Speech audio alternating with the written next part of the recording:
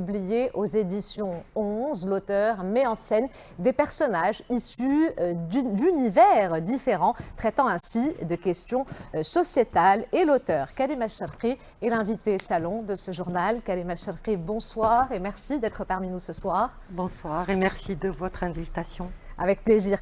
Alors, Les Inconsolés est un recueil de nouvelles à travers lesquelles vous traitez des sujets sociaux et sociétaux et vous mettez à nu toutes les contradictions et les injustices faites aux femmes. Est-ce que c'est de ce constat que vous avez choisi d'appeler votre ouvrage Les Inconsolés?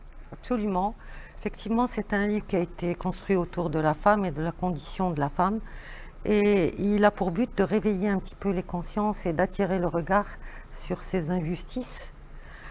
Et donc, c'est des femmes qui ont souffert de différents maux, comme vous l'avez dit, le mariage précoce, le viol, la calomnie. Enfin, il y a beaucoup de sortes de souffrances, mais qui sont restées des victimes. C'est pour ça les inconsolées. Elles n'ont pas eu, je veux dire, une réhabilitation pour les souffrances qu'elles ont pu vivre. Voilà, pu vivre. Alors, est-ce que c'est aussi votre propre regard sur la condition des femmes au Maroc? Oui, c'est mon propre regard, ma propre expérience, etc. Quand je vois aujourd'hui, effectivement, le Maroc a changé, on ne peut pas dire la femme marocaine a changé. Pour des raisons économiques, elle a conquis le marché du travail. Pour certaines, elles occupent des places très importantes, des responsabilités. Sauf qu'au quotidien, les agressions faites aux femmes défraient la chronique. Donc, ce qui me fait dire que la situation a très peu changé. C'est toujours les mêmes mots, c'est toujours les mêmes souffrances. Et je me suis posé la question pourquoi, et je me suis dit que l'arsenal juridique qui devait accompagner ces femmes dans leur émancipation a très peu changé. Ne les protégez pas, en fait. Ne les protégez pas. Il y a eu la Moudawana qui a pensé la femme dans un schéma traditionnel de femme mariée dans son couple et qui lui a octroyé un petit peu plus de responsabilités et plus de droits.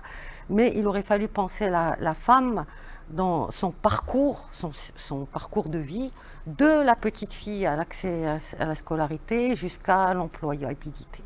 Et malheureusement, cet accompagnement n'a pas été correctement fait.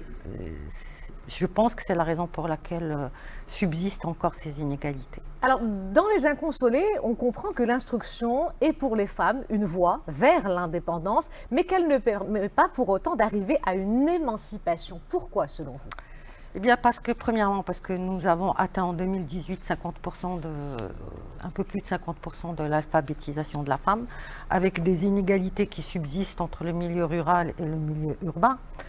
Et effectivement, à partir de 50% d'alphabétisation, la femme alphabétisée va programmer, planifier sa famille, contrôler ses naissances, etc. On peut amorcer un développement très important. Sauf que dans notre société, c'est difficile pour les femmes de s'extraire du schéma patriarcal.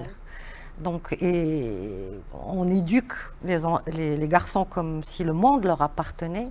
Par contre, les petites filles, on ne cesse de leur faire peur avec toutes les menaces qu'elles encourent lorsqu'elles sortent en société.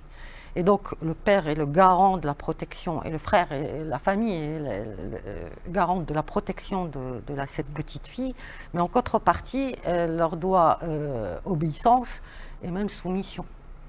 Et donc, c'est difficile pour les femmes de s'extraire de ce schéma-là parce qu'elles ont été un petit peu formatées pour ça.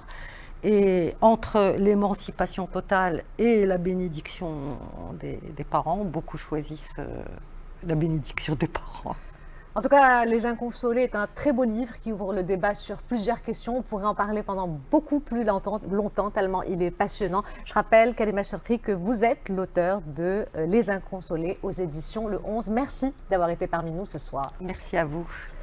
On termine avec Madame Tussaud qui a ouvert sa première branche dans le monde arabe. Le célèbre musée de cire dispose désormais d'un lieu à Dubaï. Il accueille quelques 60 statues de stars mondiales, de la chanteuse Rihanna au footballeur Lionel Messi, sextuple Ballon d'Or, une quinzaine de statues représentant des vedettes du Moyen-Orient, à l'instar des chanteuses libanaises de pop Nancy Ajram et Maya Diab.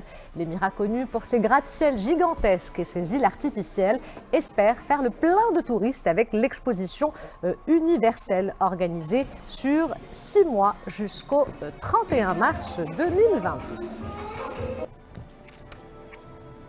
Avant de nous quitter, je vous rappelle la principale information de ce journal. C'est une saisie record. Les services de la Sûreté nationale ont mis en échec une grande opération de trafic international de drogue et de psychotropes au niveau du port Tanger-Med. 1 tonne et 355 kilos de cocaïne étaient dissimulés, notamment dans des valises noires.